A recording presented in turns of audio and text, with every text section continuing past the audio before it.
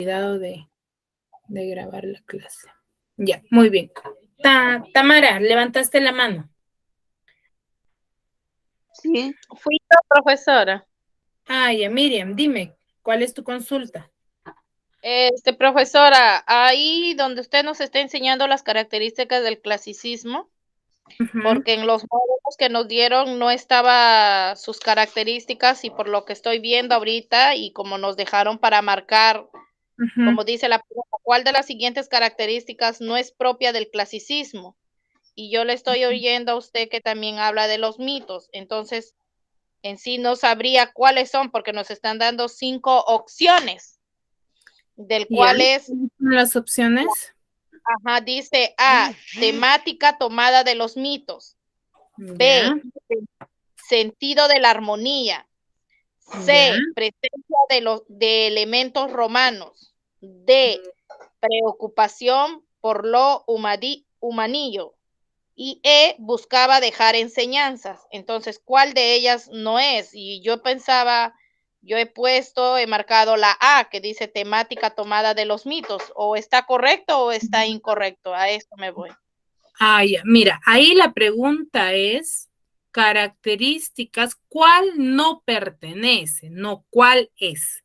¿Cuál no Sí, pertenece? Cuando la pregunta es cuál no pertenece, lo que tú me tienes que buscar es aquello que está incorrecto, no lo correcto. Por ejemplo, ¿no? Yo te digo, dentro de las características del clasicismo tenemos uno que es original, tiene armonía, se rige en una normatividad, tiene didactismo, tiene fatalismo, tiene una inspiración en su mitología. Eso todo está correcto, ¿cierto?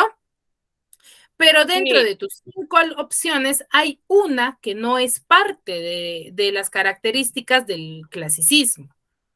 sí. Ya, ahí hay una que no es. Y dentro de las que te estoy mostrando, me has leído, hay una que no es, que pertenece a la literatura medieval, no a la literatura del clasicismo. Exactamente, por eso Ya. quería saber, porque usted nos está enseñando de frente, como dice, originalidad, armonía, Claro, normatividad, eso es didáctica. parte. Por eso, el examen bimestral que ustedes tienen en su módulo, para repetirlo, para recalcarlo, ustedes es la secuencia de todo. Por ejemplo, yo ahorita estoy tocando el primer tema, que es la literatura clásica. Luego voy a seguir con el teatro griego y luego voy a continuar con la literatura medieval, en el cual los tres se complementan y en base a ello, tú recién ahí vas a poder responder tu primera pregunta de tu examen bimestral. Ahorita no lo vas a poder hacer porque es como si yo te estaría dictando la respuesta, como te digo, ahí dentro de las 5 que tú me has mencionado, hay una característica que pertenece a la literatura medieval y por ende esa sería tu respuesta. Pero yo no te Ya, la puedo decir porque es complementario. La idea es que tú me prestes atención en cuanto yo estoy claro. explicando y cuando finalizamos todas las clases, tú recién ahí lo vas a poder realizar en base a lo que yo ya te he enseñado. ¿Sí? Ya, ya, mis ya.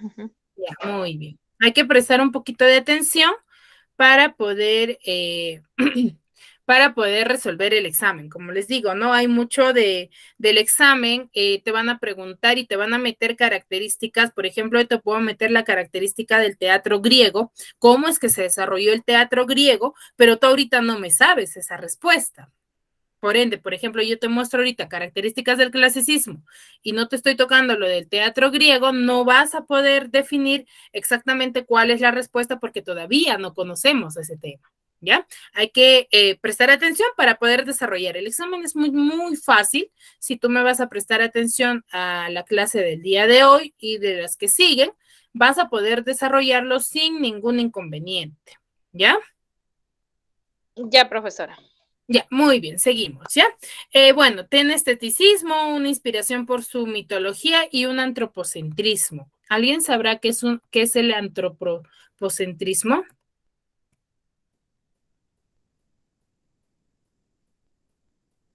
¿Mm?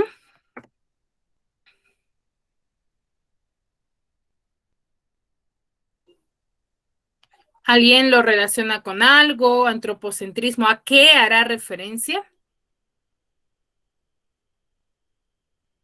¿Nadie? No, profesora. Ya, a ver, cuando nosotros hablamos que dentro de la literatura clásica vamos a tener una característica que es el antropocentrismo, vamos a hacer referencia que es aquella filosofía que considera al ser humano como centro de todas las cosas. ¿Qué quiere decir? Que el ser humano es el todo de dicha época y el fin absoluto de la creación. ¿Qué quiere decir? Que el ser humano define su inicio y su muerte. Esa es, o eso, a eso se refiere el antropocentrismo, ¿ya? Que es, al ser humano lo consideran como el ser total, como el ser absoluto de la vida, ya que él decide, ¿ya? A eso hacemos referencia y eso lo vamos a visualizar en las obras de pertenecientes a la literatura clásica. Dentro de ello vamos a tener dos vertientes del clasicismo, una de ellas es el oriental y el otro es el occidental. Es como si dijéramos, ¿no? Por ejemplo, vertientes de la literatura peruana, uno nacional o otro internacional, o quizás nacional y rural. Entonces, es lo mismo que vamos a ver dentro de la literatura universal. Dentro de ello vamos a ver el oriental y el occidental. Dentro del oriental vamos a tener a Mesopotamia, India, China y hebreo, escritores de dicho lugar, y en el occidental o costumbres de dicha época, ¿no? Dentro de ese lugar. Y en el occidental vamos a tener a Grecia y a Roma, en el cual lo vamos a poder visualizar con mucho más auge dentro de Grecia y Roma. Van a seguir los clásicos o los escritores clásicos, van a pertenecer a Grecia y Roma y se van a basar en dicha cultura. ¿Ya? Van a tener bastantes rasgos griegos como romanos. A la vez, ¿no? Hay la literatura, o bueno, de lo que vamos a ver de las obras, se va a ser contado con dioses griegos, que son conocidos con otros nombres, y en Roma son los mismos dioses, pero manejan otro nombre. Son los mismos, cumplen la misma función, son los mismos escritores, pero se les conoce con otro nombre. Más que todo en la referencia de los dioses, ¿ya? Eh, una vez hablado ya sobre lo que es el clasicismo, que es un ente o como es el apogeo o el inicio de la literatura universal, como se decía, ¿no? Es el antecedente para que pueda suceder lo que es la literatura griega en base a las dos vertientes que les acabo de mostrar. Para ello vamos a conocer la literatura griega que se va a desarrollar a partir del siglo IX en Occidente. ¿Por qué pertenece a qué vertiente? Al vertiente occidental, ¿cierto? En Grecia, durante la Edad Antigua. Dentro de las características de la literatura griega, vamos a tener uno que es racionalista, hablando de la literatura griega, es racionalista, presenta fatalismo, antropocentrismo y antropomorfismo, búsqueda de la belleza, están buscando ellos, como se decía en la literatura clásica, ¿no? Buscaban la perfección, lo mismo sucede, pero acá en la literatura griega se busca una perfección en base a la belleza. El artista es adicto a lo intelectual, a lo razonable, ¿ya? A eso se referencia dentro de la literatura griega. Vamos a tener dentro de la literatura griega, vamos a tener dos épocas, el jónico o arcaico, que se podría decir que es lo más antiguo, y lo ático, que es lo clásico, y el alejandrino, que es el helenístico. ¿Ya? En la época de lo jónico, lo arcaico, vamos a tener sus orígenes, que es parte del origen de la literatura griega, ¿no? Van a tener dichos costumbres arcaicas, ¿no? En el que no sabían escribir, todo se manejaba oralmente, van a tener pocas corrientes literarias, o bueno, van a tener pocos tipos de literatura. Por ejemplo, es la época de los aedos y los rapsodas. Rapsodas son aquellos que andaban por la calle contando las historias de los guerreros, ¿no? De sus héroes de dicha época. Su literatura es eminentemente oral, lo que les decía, ¿no? Por eso se le conoce como la época arcaica, en el cual todo se manifestaba de manera oral. No había exactamente, porque ellos no conocían la escritura. y se manejaba también en el lenguaje latín. No, todavía no aparecía o no sé, había otras lenguas. Ellos manejaban solamente el latín y todo lo manifestaban de manera oral. Era dicho así, ¿no? Por leyendas de una persona pasaba a otra y exactamente no se sabía quién escribía o quién había escrito o quién había contado primero dicha leyenda, ¿no? Y tienen dos géneros literarios que son el épico y lo lírico, que en épico tenemos a Homero con Hesiodo, que son dos escritores, y lírico a Safo y a Píndaro. Una vez que nosotros conozcamos lo que son el jónico, el tiempo jónico, el tiempo arcaico, el cual es el origen de la literatura griega donde se manifestaba de manera oral, pasamos a lo clásico, que también es conocido como el ático, en el cual se da su mayor apogeo, ¿no? Su mayor apogeo de la literatura griega, en el cual va a coincidir con el siglo de Pericles, que ahí va a aparecer un nuevo género literario, que es el dramático. ¿Qué es el género dramático en otras palabras o alguien lo puede relacionar?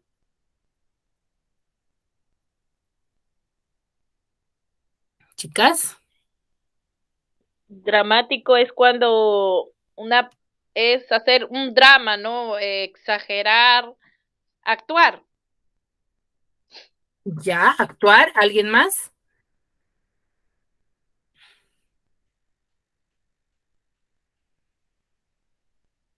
¿Alguien más tiene alguna referencia? Nadie, ¿verdad? Muy bien, sí, lo que nos decía la compañera es cierto. Cuando nosotros hablamos del género dramático, es que va a aparecer en este tiempo donde se va a dar su mayor apogeo, es el teatro. ¿Por qué? Porque es actuado. Por eso dice que es su mayor apogeo durante la época clásica. ¿Ya? ¿Por qué? Porque actúan los escritores, se reunían hasta para contar los cuentos o las leyendas de los guerreros troyanos de dicha época, se van a reunir en salones grandes, ¿ya? Pero ahí no actuaban la época arcaica, la época clásica llegan a actuar ya, a escenificar las leyendas. Y ahí tenemos al máximo exponente de dicha época, a Sófocles con Aristófanes. Y los alejandrinos, o el alejandrino, la época helenístico, que es la época ya de decadencia en la que ya no se manifestaban, ya no hablaban, ya no escribían, ya no actuaban, con Menadro y Teócrito, ¿no? Son dos escritores de dicha época, pero ya no es mucho la relación o ya no se llega a estudiar con mayor jerarquía, ¿no? Dentro de ello, el máximo exponente de la literatura griega, vamos a conocer a Homero. ¿Alguien ha escuchado o sabe algo de quién es Homero? ¿Alguna vez han escuchado? ¿Lo han mencionado? Yo sí no escuché mis. Nunca, nunca lo han escuchado. ¿Han escuchado de la obra La Odisea, la Ilíada tampoco? Sí, de la Odisea a la Ilíada también. Exacto, muy bien. Bueno, en base a lo que han escuchado, bueno, vamos a tocar a Homero porque es el máximo exponente de la literatura griega, ¿ya? El quien se va a considerar, no se sabe exactamente cuál es o quién fue Homero, porque como les decía, ¿no? Porque todo lo que se relaciona a la literatura clásica o lo que hablamos sobre la literatura griega que se ha manifestado de manera oral, nadie exactamente conoció a Homero, no se sabe ni quién era, no se sabe lo que ahora les voy a contar son estudios que se ha desarrollado y que se han ido contando y se ha quedado con una biografía de Homero, ¿no? Que por ejemplo se dice que era un anciano ciego. Homero significa ciego, en otras palabras, ¿ya? Es que era una persona, se comenta que era una persona que cantaba poemas, ya que era un rapsoda, ¿no? Que andaba contando las leyendas. Creteis es madre de Homero, se dice así, y es su mejor amigo de Homero es Mentor. ¿Quién fue donde fue Homero va de visita a casa de Mentor, en el cual va a desarrollar o va a elaborar la obra o la idea de la Odisea? Es ahí donde nace esa idea para crear dicho texto o para contar dicha obra, ¿no? En Colofón pierde la vista, que es un lugar Y Encime, que es un lugar también, es como decir, ¿no?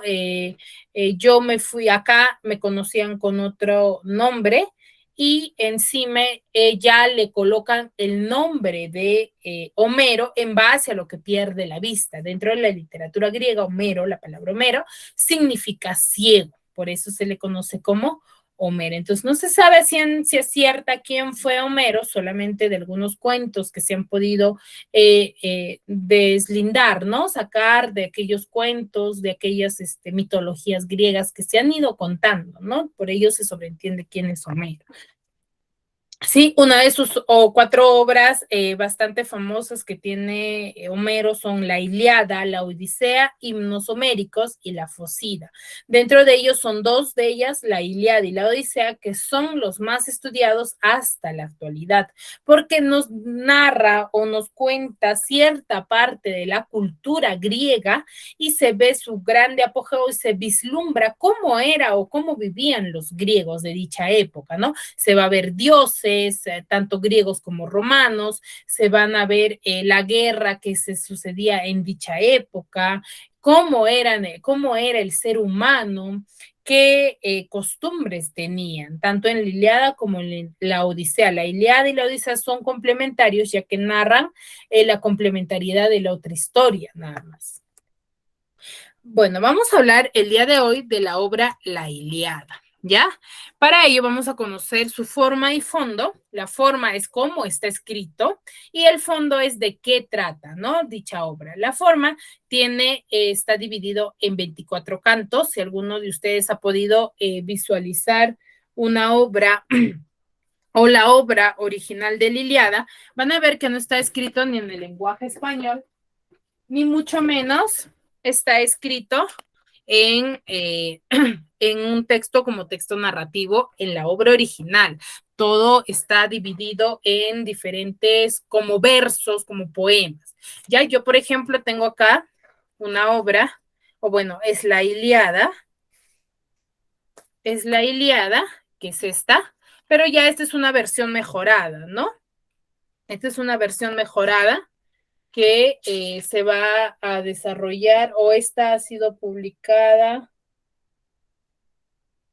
en noviembre de 2004. Entonces, con la época ha ido mejorando la obra, ya no maneja el mismo estilo, pero sí tiene la misma estructura, tiene el mismo contenido, en el cual se van a ver que es de gran volumen, ya es de gran volumen y está escrito ya para poder comprenderlo, ¿no? Porque la obra original no se llega a comprender mucho, porque el lenguaje que se manejaba era griego y a la vez era latín, ¿no?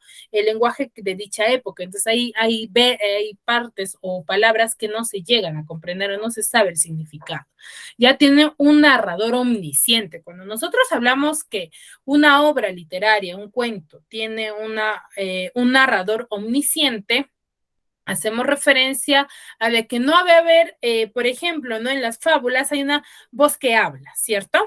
Entonces, acá no va a haber una persona quien cuente la historia se cuenta sola, ya es complementaria, cada párrafo se va a complementar con el anterior, pero no va a haber un narrador que diga, no, y así sucedió, es donde Menelau dice a tal, entonces no va a haber eso, no hay eso, ya es un narrador lineal, es consecuente, va desde el inicio, nudo y desenlace, hay presencia de comparaciones y símiles. ¿Qué son estos? Son figuras literarias, ¿ya? Figuras retóricas dentro de la literatura, me imagino, o bueno, han podido visualizar, si han tenido el módulo de 4º año de secundaria, ahí hay, o de 3º también, han visto que hay figuras literarias como el símil, como el hipérbaton, el hipérbole, la metáfora. Entonces, en la Ilíada se va a ver presencia solamente de símil, va a haber muchas comparaciones, ¿ya?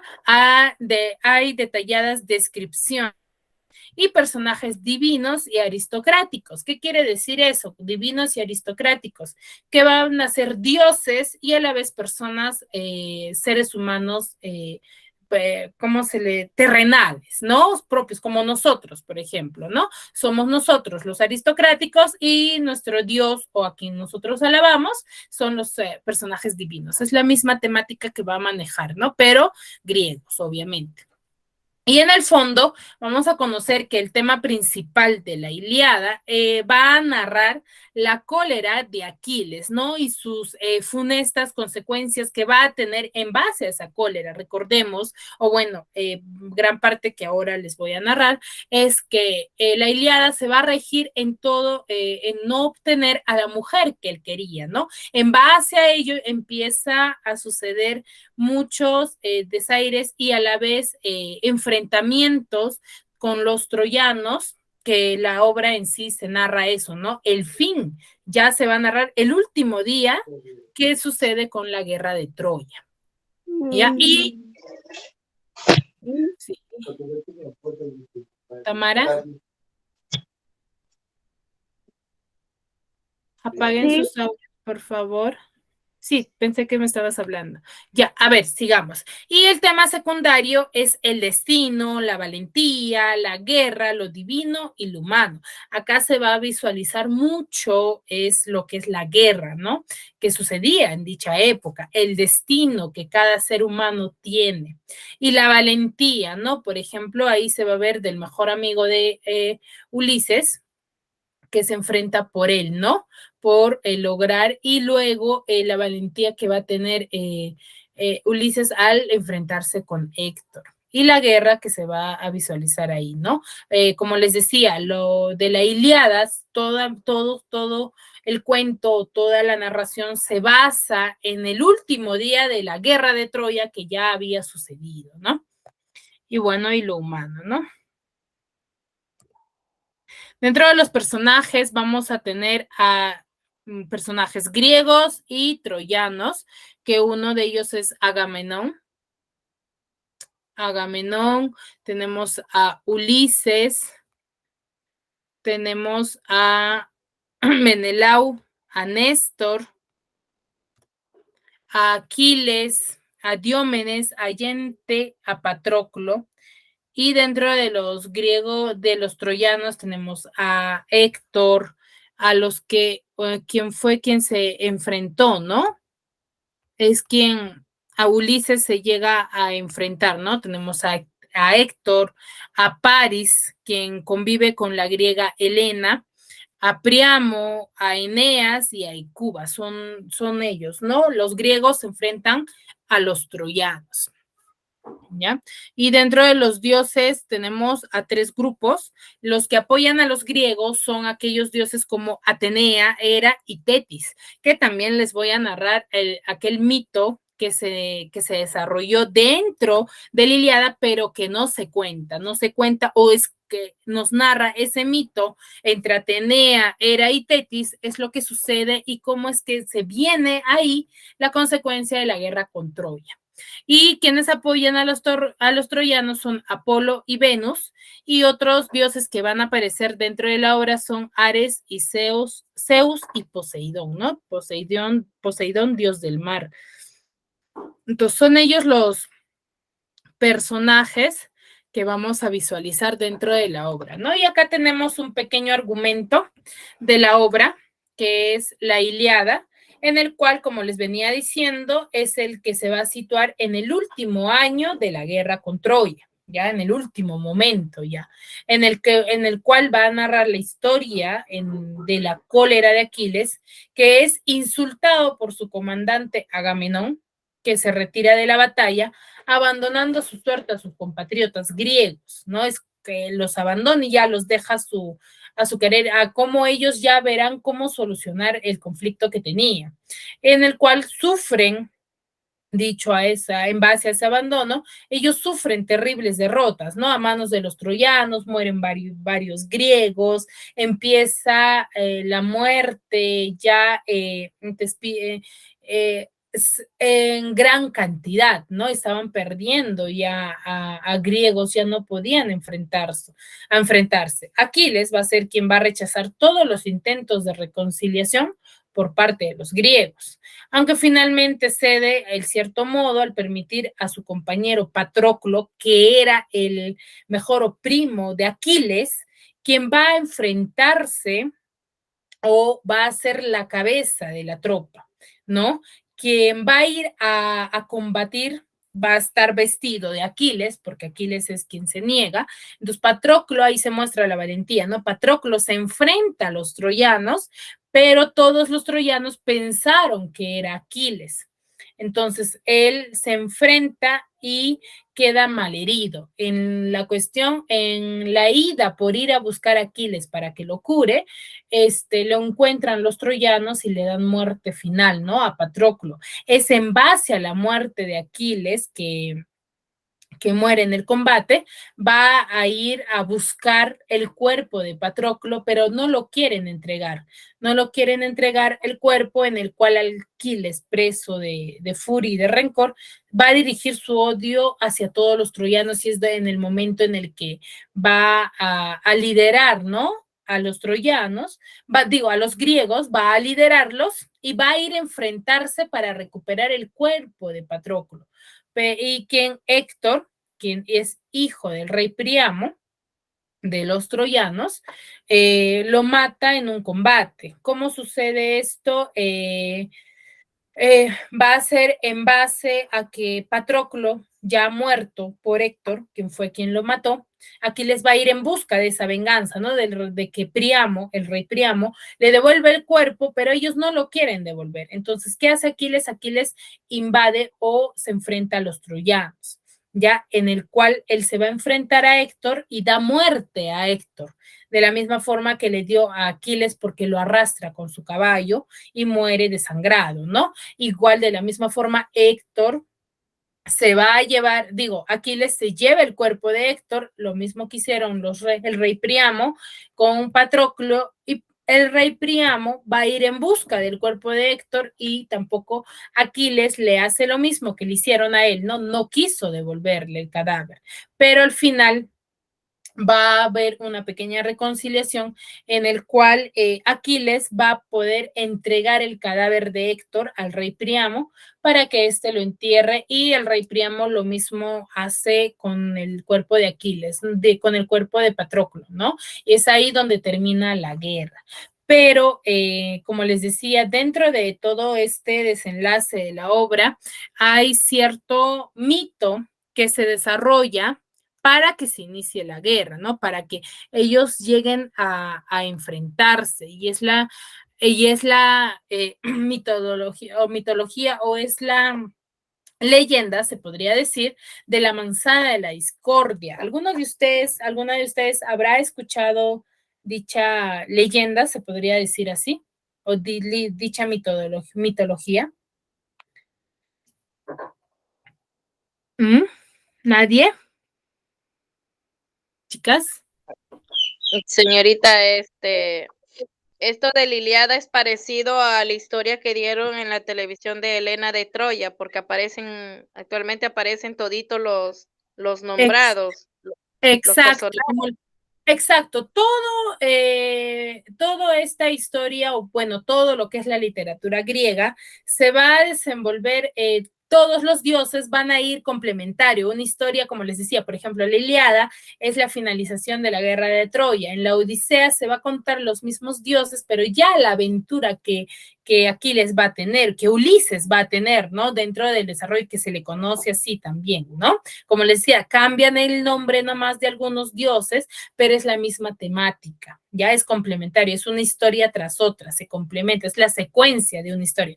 Por ejemplo, lo de la Ilíada, ustedes lo pueden visualizar también en películas, hay también de la Odisea, hay películas muy bonitas en las que tú vas a poder visualizar, ¿no? Por ejemplo, la Odisea, que lo vamos a ver en la siguiente clase, va a narrar cómo es que Penélope, la fidelidad de Penélope, que va a tener por su marido, quien la espera, ¿no? En base a los seguidores que ella tenía invadiendo su casa, pero junto a su hijo, ella llega a encontrar a Aquiles, ¿no? Aquiles llega como un mendigo, ya eso yo les voy a narrar la siguiente clase, en el cual llega a recuperar a Penélope, quien hizo todo por serle fiel a su marido, ¿no? Porque ella tejía de día, porque les dijo a sus seguidores que cuando ella terminaba de tejer la manta que estaba haciendo, ella iba a elegir a uno para que se quede, ¿no?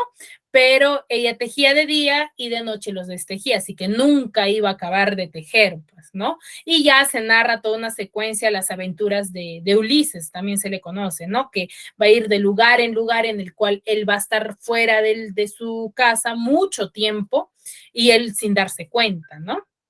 Entonces, como les digo, ¿no? Es complementario la información o los cuentos que se van a desarrollar. ¿Y a qué quería llegar, por ejemplo, con lo de la mitología de la manzana de la discordia? Es que se va a desarrollar, o en dicha época se le conocía la manzana de la discordia, aquella manzana dorada, ¿no? Que según la mitología griega, la diosa Eris, que es conocida, arrojó con el letrero para la más bella. ¿Qué quiere decir eso? Que iban a elegir, hay uno que iba a elegir quién era la más bella de todas las diosas, ¿no? En plena boda de Peleo y Tetis. ¿Quién elige a la diosa? Es Paris. Paris, que está casada con la griega Helena, les decía, ¿no? Al inicio dentro de los personajes, a la que no había sido invitada, con la intención que consiguió de encender una disputa entre la diosa Hera, la diosa Atenea y la diosa Afrodita, que terminaría llevando a la guerra de Troya. Es en base a esta disputa que se da, es que se inicia la guerra de Troya. Así es como que la manzana de la discordia se va a convertir en el se podría decir en el eufemismo para el centro, ¿no? En el núcleo o kit de una discusión, o para denominar a un asunto aparentemente menor que podía conducir a una gran y violenta división de opiniones, ¿no? Porque para uno decía que era Afrodita, para otro era, para otro Atenea. Entonces, la furia de los griegas es que se va a desarrollar la guerra de Troya. ¿Ya? Y después de que se desarrolle la guerra de Troya, van a hacer lo que se le conoce como la Ilíada, ¿ya? Por eso, como les decía, ¿no? Es un cuento narrado o contado por Homero, que es complementario, ¿no? ¿Alguna duda hasta aquí, chicas?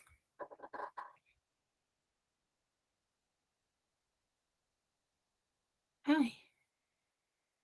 Chicas, ¿alguna duda hasta aquí?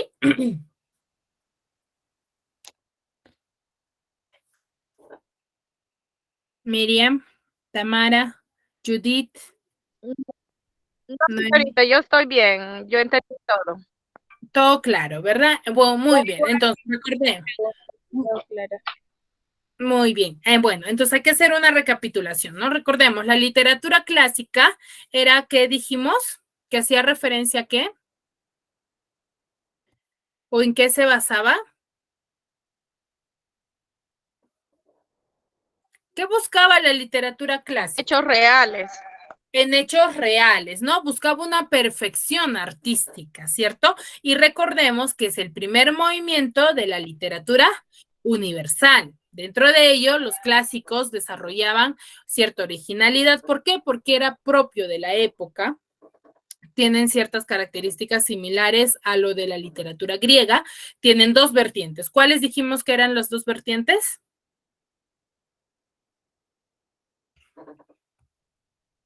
Chicas.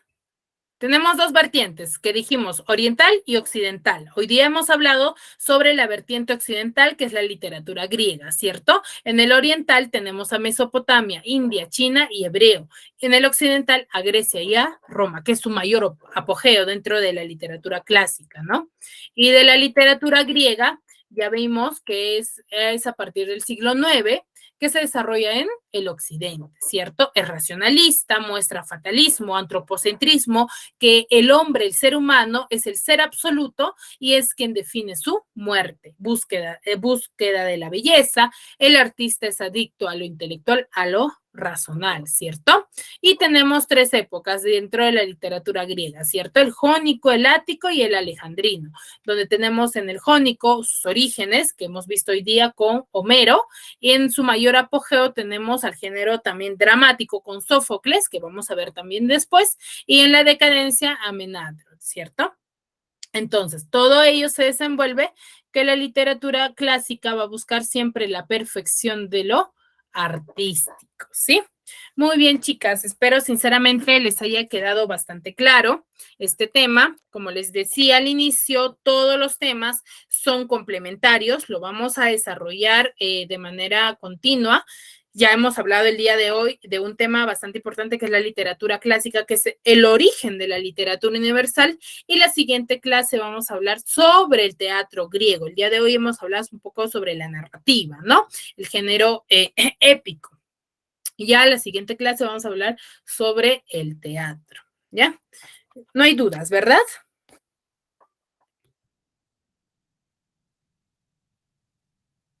No, Miss, por ahora ya, no, muy bien, tengo espero ninguna que duda. hayan anotado quizás algunas partes importantes, no todo, algunas partes importantes que ustedes consideren, y cualquier duda de igual forma, ya saben, me escriben al WhatsApp en la información que les han enviado las asesoras y para poder apoyarlas, ¿sí? Cuídense mucho, nos vemos la siguiente clase. Puntuales, por favor, recuerden que la clase empieza a las 4 en punto, ¿sí? Para no perder mucho tiempo. Ya, Miss, ya. Hasta luego. Gracias.